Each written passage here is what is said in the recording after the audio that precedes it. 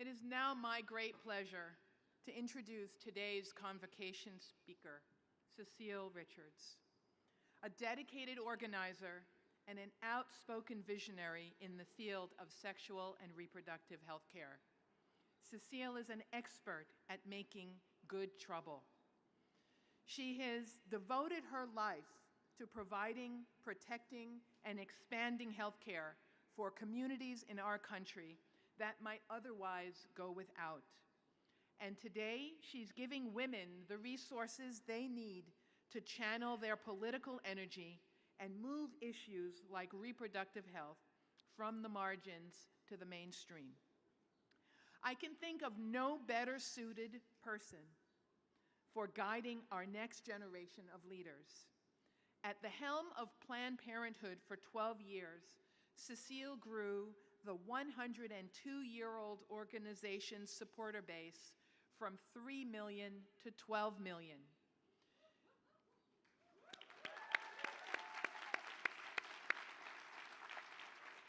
She helped to secure no-cost birth control for 72 million people under the Affordable Care Act.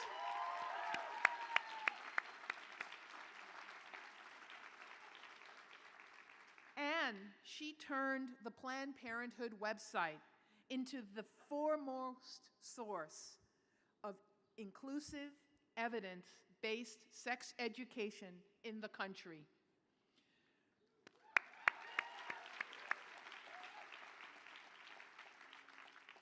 Cecile has always fought not just for Planned Parenthood's 2.4 million patients per year, but also as an advocate for improving health care access for women, immigrants, LGBTQ, and underserved communities everywhere.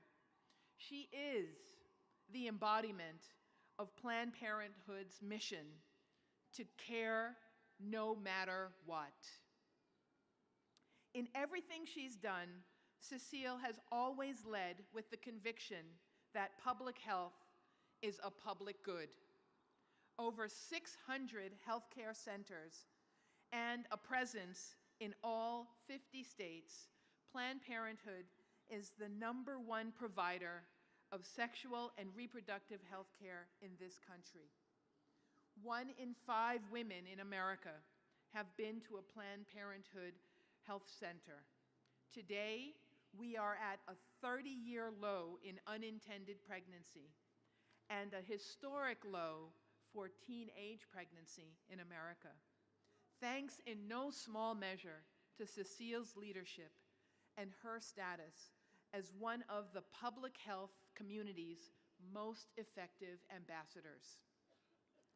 Whether she's refuting misinformation on cable television or testifying before Congress, Cecile is always the first to point out that the number of women who graduated from college today is 5 times what it was before birth control was legal.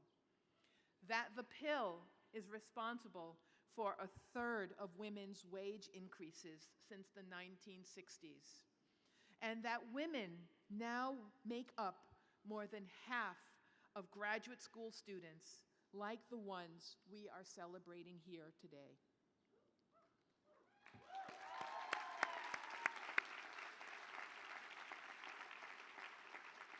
As vital as her voice is in the field of public health, Cecile's advocacy and the movement-building work that she does long predates her time at Planned Parenthood. At the age of 16, Cecile helped her mother, the first female governor of Texas, Ann Richards, campaign for Sarah Waddington, the attorney who won Roe v. Wade in her bid for the Texas state legislature. After earning her undergraduate degree from Brown University, Cecile led organizing efforts for workers in hotel, healthcare, and janitorial industries throughout California, Louisiana, and Texas. That was just the beginning. She's gone on to launch nonprofits dedicated to maximizing voter participation, promoting progressive issues, and countering the efforts of anti-abortion politicians to limit the rights to safe, legal abortion and the full spectrum of reproductive health care. Since leaving Planned Parenthood, Cecile has focused on helping elect candidates who support abortion rights and access to health care, particularly women candidates. And just this month, she launched Super Majority, an organization dedicated to harnessing the political power of women writ large. Women are not a special interest group. They are the majority of Americans. In fact,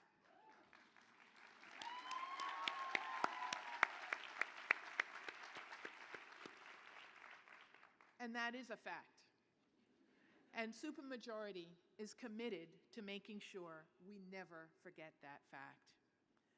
I could go on and on, but frankly, Cecile's incredible career is documented with warmth and humor in her book, the New York Times bestseller, Make Trouble, Standing Up, Speaking Out, and Finding the Courage to Lead. It's more than a memoir. It's a field manual.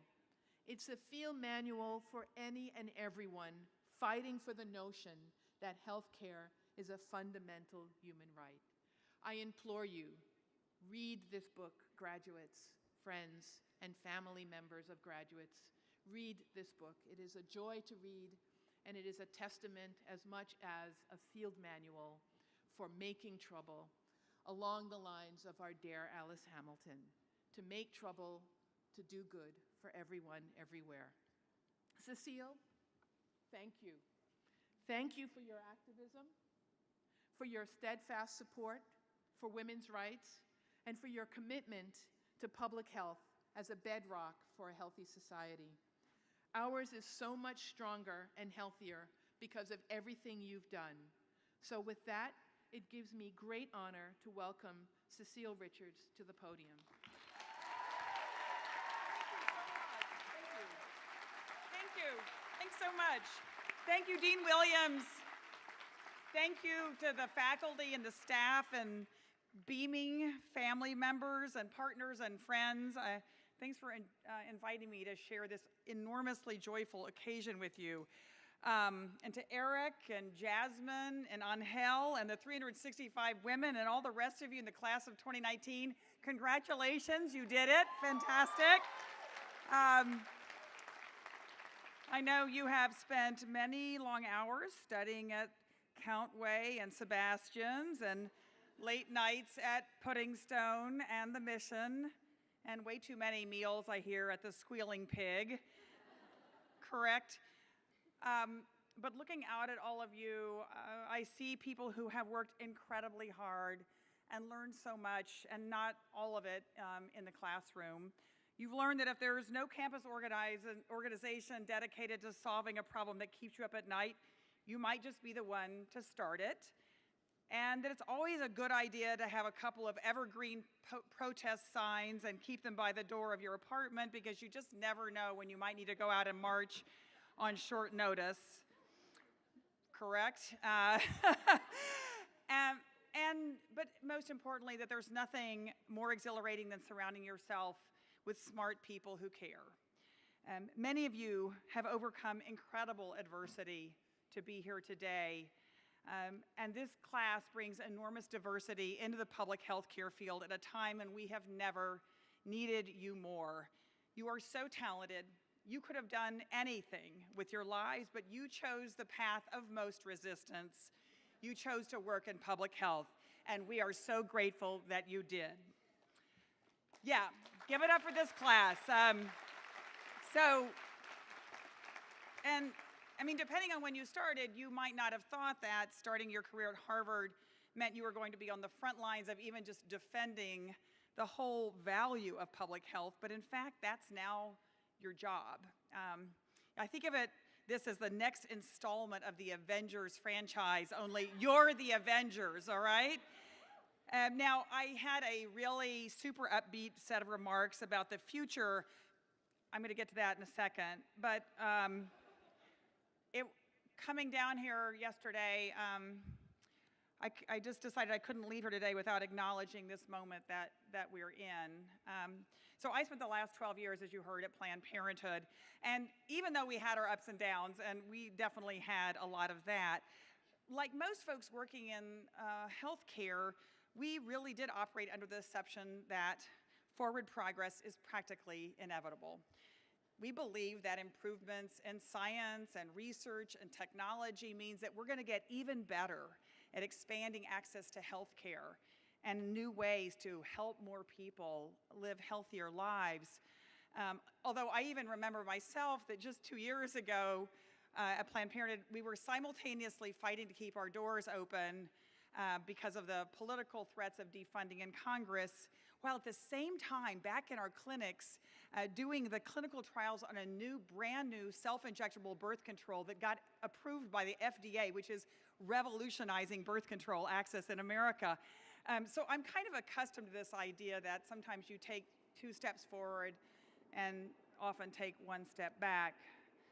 But yesterday, we learned that for the first time since the Roe versus Wade decision 46 years ago, an entire state is facing the fact that they will likely no longer have access to safe and legal abortion. So yesterday it was announced that the state of Missouri, which the state of Missouri already has restrictions. I didn't order this guy, I don't know. I mean, folks follow me everywhere to disrupt, but this is a new, it's okay, we can do it.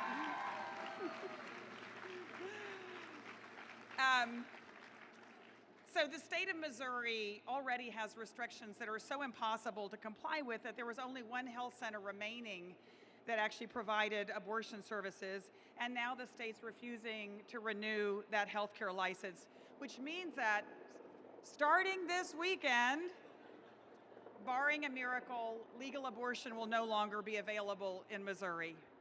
Now, Missouri is a state of more than 1 million women of reproductive age. Let that sink in. This is 2019. And so today, despite all the progress we've made, despite the fact that abortion is one of the safest medical procedures in America, the country is about to take an enormous step backwards, not because of science, not because of medicine, but 100% because of politics. It's just a in real-time reminder that the biggest hurdles you're going to face, I believe, in getting people the health care they deserve will have a lot less to do with our public health care system and a lot more to do with our political system. So it's just not enough anymore to be public health experts. You have to be advocates and you have to be truth tellers. So you're ready to do that? It's important. I mean, look, your jobs just got harder and they became even more important because I think you really are a class that's now going to be on the front lines of moving this country forward to true health equity and access in America. So as you go off to travel the world or go back to work in the community that you come from, or stay right here and help improve healthcare access in Boston, there are 3 things I think we need to do. First, if you want to create change, you're going to have to get comfortable with being uncomfortable, okay? Now, I'm not talking about what happened at Planned Parenthood when we launched our Tumblr site and had to explain that no, our digital health team could not diagnose STIs based on photographs that folks sent in. And in fact, we had to tell people, please quit sending these photographs. Now, maybe one day we'll be able to do it. I'm talking about standing up for people even when it's unpopular. So as you may have heard, and not that this is a thematic, but unfortunately right now it is a thematic, just 2 weeks ago, there were 25 legislators in Alabama who voted to pass a law that would ban virtually all abortions in that state and could put doctors in jail for life. Now, the one thing that all of these legislators had in common, none of them will ever be pregnant because they are all men, okay? I think that's the ultimate legislation without representation. So the legislation was signed into law by the governor, and it lit a fire all across America. People from every walk of life, every political ideology, even political party spoke out against this law. As Dr. Martin Luther King said, the ultimate measure of a person is not where he stands in moments of comfort and convenience, but where he stands at times of challenge and controversy. And so in the midst of what I would definitely qualify as a challenging time, I cheered to see Dean Williams' pointed op-ed in the Boston Globe, all right? She underscored the fact that these same lawmakers have also voted against access to birth control. They've refused to expand Medicaid, which actually pays for more than half of the births in Alabama, a state that already ranks 50th in the nation for infant mortality. Now, you'd think that would be a good healthcare crisis for the state legislature to actually work on, right? But Dean Williams summed it up perfectly when she wrote, "When women don't control their own reproduction, they don't control their own health, their economic prospects, or their ability to reach their full potential." And by the way, that goes for all pregnant people, because we know that it's not only women who need abortions, okay? And I think, though, it's impossible to overstate the importance of people in the public health community standing up boldly with the people who are counting on you. So for those of you who believe, or for those who believe that public health, we have the luxury of staying out of politics, we simply don't. So welcome to the fight. Okay, the second thing we need to do is make sure that there are people in office who represent the diversity of this country, because that's how public health makes progress. And listen, I learned this in my time at Planned Parenthood. If women aren't at the table, we're on the menu. That was true over and over again. One of my favorite examples was the Senate hearing back in 2011 when Congress was deciding what should be in the Affordable Care Act, what should be covered. And a United States senator from Arizona, who will go unnamed, said he didn't believe that insurance plans needed to cover maternity benefits because, quote, "I'm never going to need it." I don't know, apparently he was past his childbearing years at that point. But at which point, Senator Debbie Stabenow from Michigan turned right around and said, "Well, I bet your mother did." And it's important because we won that. And before the Affordable Care Act, only 12% of insurance plans cover maternity benefits, and now they all cover maternity benefits, which is why it matters who's in office. And then I can't leave you without remembering another fabulous hearing when a male senator leaned over to his staffer and asked, "Why is it that all the funding for cervical cancer is only going to women?" I did not make that up. That is actually a true fact. But that's why it's really exciting when people who really are public health experts are in office. And one of them is Lauren Underwood, a 32-year-old RN from outside of Chicago. Now, last year, she was part of this wave of women and people of color who ran for office. She beat 6 men in her primary, and then she went on to beat the incumbent in November. And in January, she became the youngest African-American woman ever to serve in the U.S. House of Representatives. Yeah. So, but here's why it matters. This spring, along with Congresswoman Alma Adams, she created the first ever Black Maternal Health Caucus to help change the appalling statistics when it comes to maternal mortality in America.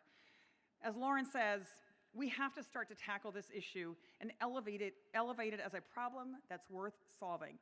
That's the difference it makes to have someone in office who has actually worked in the public healthcare system make public healthcare policy. And so, in addition to all the other good things you're going to do as graduates, I hope every single one of you is thinking about running for office, okay? All right, let's think about it, all right? And third is, we need to build movements across race, across gender, sexual orientation, income, to fight for true healthcare equity in America. And that means using our privilege for good and speaking out when you just might be an unlikely ally. So as I've said, obviously, we are very near losing the right to safe and legal abortion in America. But what I wonder is, why is it almost exclusively women who carry this battle, right? I mean, men have certainly been part of abortion decisions. And in fact, most pregnant people got there with a man's involvement. So, wouldn't it be awesome if male leaders in public health schools across America joined Dean Williams and wrote their own op-eds? I think it's time. Because like all of public health issues, abortion isn't a women's issue. It's a fundamental issue of the right of people to make their own healthcare decisions, and that affects everyone. And even though I'm incredibly grateful that Congresswoman Underwood and Senator Kamala Harris and others are raising the alarm about the crisis of maternal mortality, but why does it always have to be African American women who raise the alarm, right? Am I right? We all urgently, all of us, have to take on racism in this country, including and especially in our healthcare system. And so I was really actually encouraged to read that last week in Wisconsin, Milwaukee County declared racism to be a public health crisis as a way, exactly, as a way of finally not just looking at the data, but as a way of addressing decades of race-based inequality. County Executive Chris Abele said, local government needs to take a leadership role, and we intend to do so. And I hope other elected officials, especially white elected officials, will follow his example. Okay, we got work to do. So as for me, since I left Planned Parenthood, I've joined with other women across the country, Alicia Garza, one of the co-founders of Black Lives Matter, Ai-jen Poo, the leader of the National Domestic Workers Alliance, to create a new organization, as the dean said, Supermajority, to build the most powerful, multiracial, intergenerational movement for gender equity possible. Because to me, building this kind of movement, it's more than a political goal, it's a public health imperative in the United States of America. Here at the Chan School, you know that disempowerment, whether it's political, economic, or social, has profound consequences for public health. We know that people who endure racism have higher rates of chronic disease. People who are financially insecure suffer deaths of despair caused by alcohol, drugs, or suicide. But when people are empowered and when they are trusted and listened to and have the right to make their own decisions about their lives, that can change everything. So I think it's time to do more than resist. It's time to imagine the country we want to live in and then go build it. So just imagine if our government devoted real resources and funding to solving the maternal mortality crisis. We can do that. Or imagine a Congress that had the courage to address the epidemic of gun violence, which is undeniably a public health crisis in America.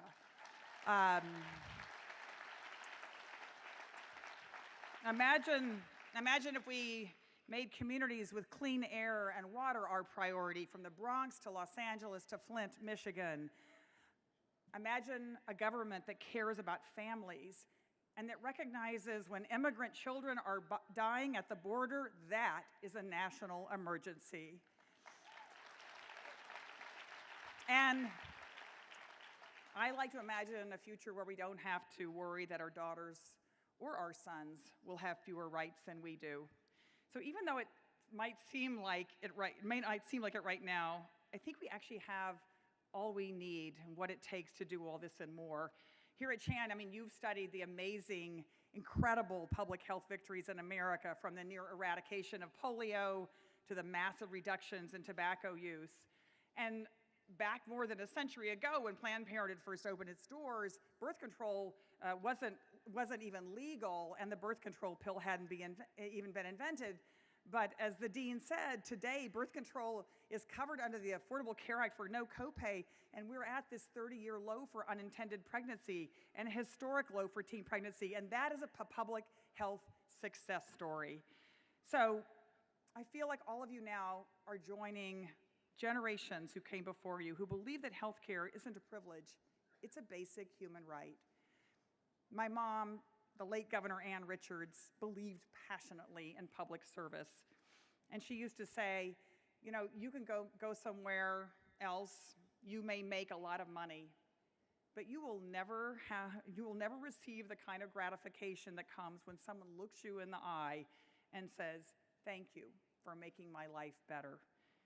So class of 2019, congratulations. You are powerful, compassionate, you are ready to take on the world. So let's go do it. Thank you very much.